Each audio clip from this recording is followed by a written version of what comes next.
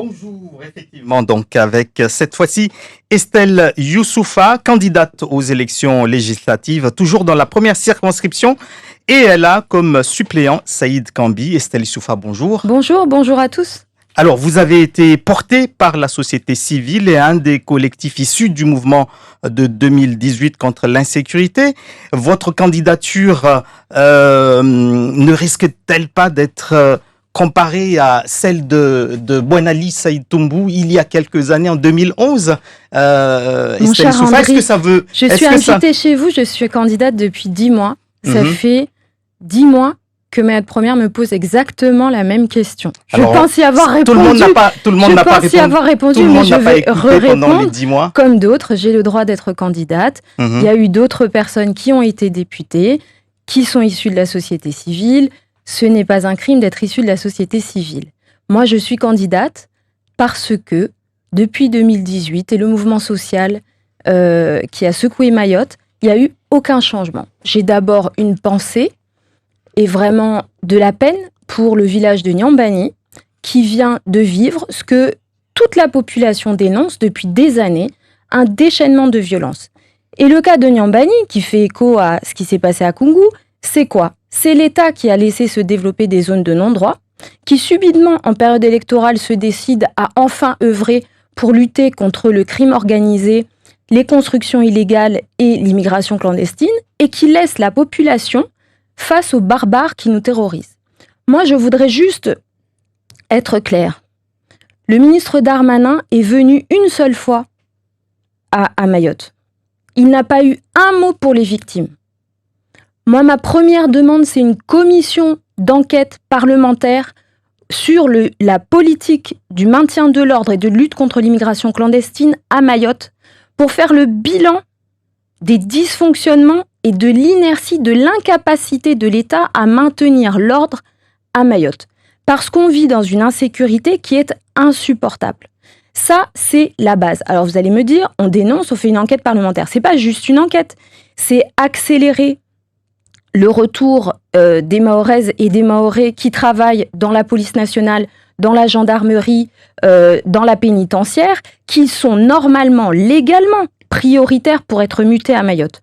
Et qu'on laisse sur le côté et avec lesquels l'administration maintient toutes sortes de circonvolutions administratives pour les empêcher de rentrer. Et quand ils rentrent, nos Mahoraises et nos Mahorais qui sont au service de la fonction publique n'ont pas les mêmes droits que les métropolitains, les mêmes prestations sociales que les métropolitains qui, eux, coûtent très cher à Mayotte.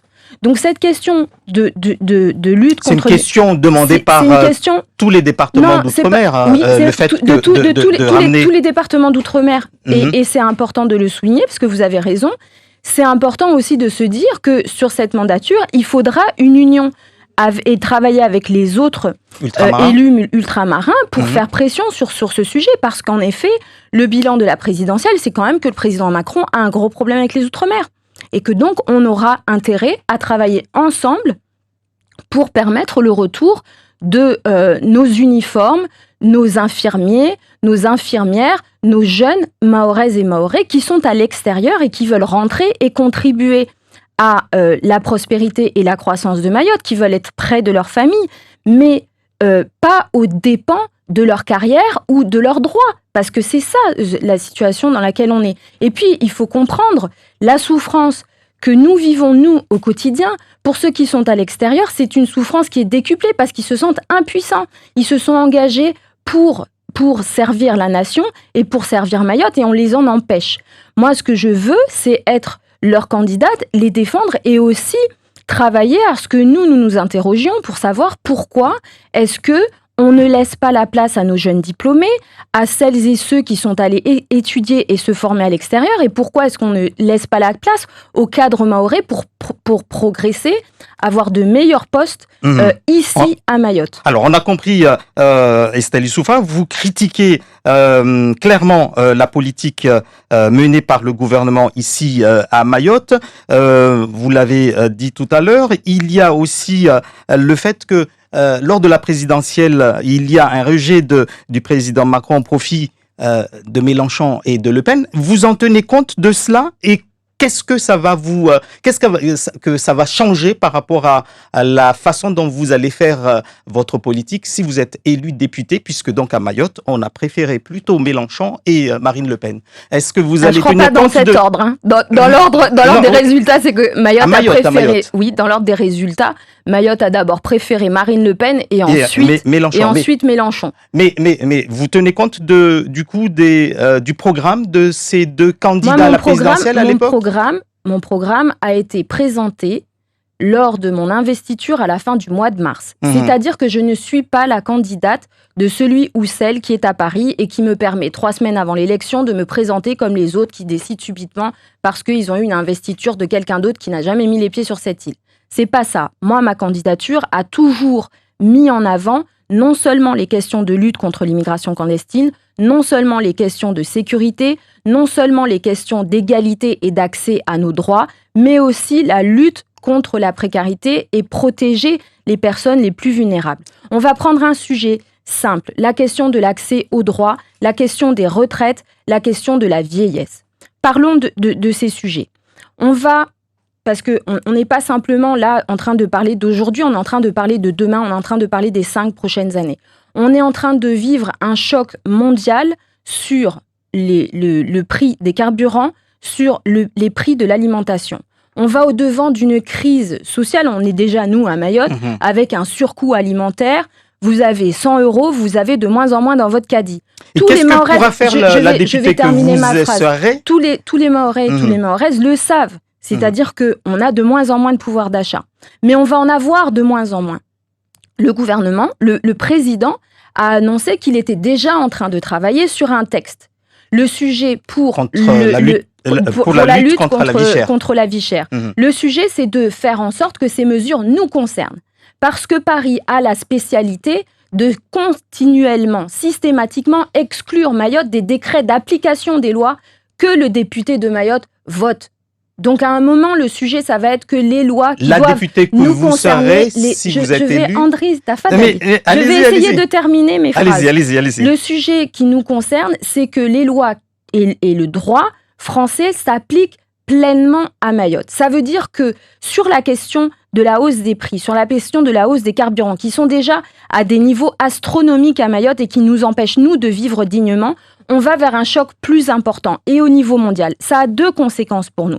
Ça veut dire que nous, on va voir arriver plus d'immigration clandestine parce que c'est en train de déstabiliser tous les pays environnants qui connaissent des crises sociales et politiques et donc on va avoir de plus en plus d'immigration à Mayotte.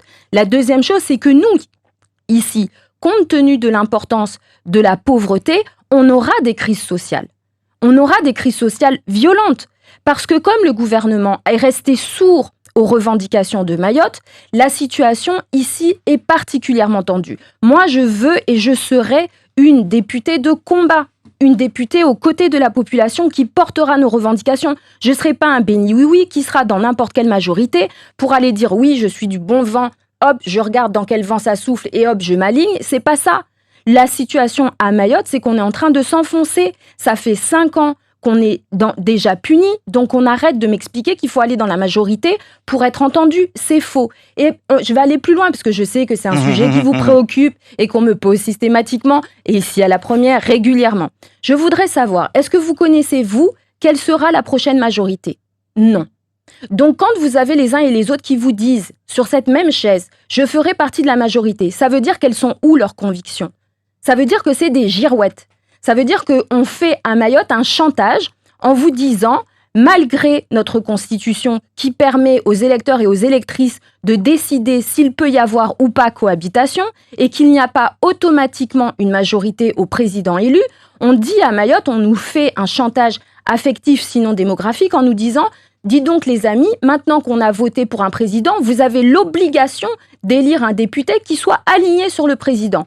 Eh bien, figurez-vous que c'est possible, et on l'a prouvé, de travailler pour Mayotte sans faire nécessairement partie de la majorité. Et moi, je refuse de m'aligner systématiquement sur... On a compris votre position par rapport à ça. Non, je refuse de m'aligner sur des propositions qui ne sont pas au service de Mayotte. Moi, je veux être au service des Mahorais d'abord, de Mayotte d'abord, et on va examiner les sujets les uns après les autres. Les retraites.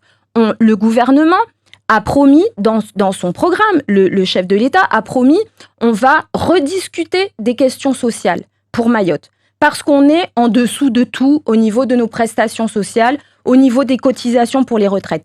Moi, mon discours, il est très simple. Alignement immédiat des prestations sociales, de toutes les prestations sociales, celles qui existent au niveau national. Parce qu'on va être clair, depuis la départementalisation, il y a eu un alignement immédiat au niveau fiscal. Youssoufa, mais tout ça, ça a été déjà dit pendant des années. Ça fait 5 ans, 10 ans qu'on parle de la même chose. Qu'est-ce qui va changer avec vous ? Ça ne fait pas 5 ou 10 ans que je suis candidate. Ça fait 10 mois. Oui, mais d'autres candidats l'ont porté, d'autres élus l'ont porté. Donc il ne faut envoyer personne à l'Assemblée ? Non, mais je demande comment vous allez le faire. Je suis en train de vous dire que déjà, à un moment, quand vous avez d'autres candidats qui vous disent il faut aller vers le rattrapage, je ne vous dis pas rattrapage, je vous dis alignement. Je ne vous dis pas de certaines. Je ne vous dis pas certaines prestations. Je vous dis toutes les prestations. Je vous dis que le sujet, quand on a aligné toute la fiscalité, on aligne tous les droits. Et si on n'aligne pas tous les droits, c'est une demande de tous les Mahorais depuis des années. S'il vous plaît, Andri. Allez-y. Mais si le sujet c'est que l'État refuse, alors on va en justice. Alors, attaque l'État. Pourquoi on ne le fait pas dès maintenant ? On va attaquer. Pourquoi on ne le fait pas dès maintenant ? André, expliquez-moi, qu'est-ce qui vous déplaît dans ma candidature ? Non, je vous pose la question. En fait, vous êtes en train de m'expliquer. J'essaye. Estelle Youssoufa, soit vous faites 15 minutes de monologue, et je ne pense pas que ce soit le but. Je suis en train d'essayer de vous poser des questions sur la façon dont vous allez mettre les choses en place. C'est simplement ça. Je viens d'essayer de vous répondre. Et j'essaie de juste vous demander, mais c'est des choses qui ont été déjà demandé par les Mahorais depuis des années. Il y a eu des manifestations, il y a eu des élus pour ça, etc. Ça n'a pas marché. Alors, qu'est-ce qui pourra faire changer les choses ? Puisque sinon, on reviendra sur la même situation. Mais je vous laisse répondre parce que vous semblez avoir une idée assez précise de l'idée. Vous qui êtes candidate. Non, mais vous avez une idée assez précise de ce qui est impossible à faire. Non, j'essaie de comprendre comment vous allez faire ça. Comment vous allez faire ça, puisque vous êtes en train d'étaler tout ce que disent les autres, et on entend le même discours depuis plusieurs années. Tous les candidats font la même chose. Donc, on essaie de comprendre qu'est-ce qui fait la différence. Je ne pense pas, que les candidats, ni les élus qui sont ici, sont ici en train d'expliquer que je souhaite qu'on aille en justice contre l'État pour rupture d'égalité et aller en justice pour lutter contre les décrets d'application qui excluent Mayotte. Je pense, Andri, qu'il faut changer de discours avec Paris. Je pense, Andri, qu'il faut non seulement se battre pour Mayotte, mais ne jamais lâcher prise. Ça veut dire quoi ? Ça veut dire que si on écoute votre discours, les Sorodas qui se sont battus pendant plus de 20 ans pour obtenir 30 ans, sinon 30, pour obtenir le département, auraient dû renoncer. Moi, je suis désolée, je ne suis pas quelqu'un qui capitule. Je suis quelqu'un de combatif et je l'assume parce que Mayotte vaut tous les combats, parce que notre population est excédée. Moi, quand je vous écoute, je ne comprends pas pourquoi on n'est pas en train de parler du fait qu'on est un territoire extrêmement pauvre où il n'y a pas d'eau, où la piste longue n'est toujours pas construite, malgré tout ce qu'on veut bien dire. Quand vous avez la Cour des comptes qui vous explique qu'on a seulement dépensé 12% et que la majorité nous a dit en long, en large et en travers et sans contradiction que oui, vous Mahorais, vous avez mal voté parce que vous n'avez rien vu, parce que vous avez mal compris. Non, les Mahorais ont très bien vu que rien n'a été fait. C'est ça le sujet. Le sujet, c'est un député n'est pas seulement là pour voter les lois, il est aussi là pour contrôler l'action du gouvernement. Le sujet dont je souhaiterais parler, si vous me le permettez, c'est les questions économiques. Les 5 prochaines années, c'est quoi ? C'est positionner Mayotte sur les questions d'exploitation du gaz qui vont se développer dans toute la région. C'est une énorme manne économique qui doit nous bénéficier parce qu'on a un problème avec l'emploi. On n'a rien pour nos jeunes.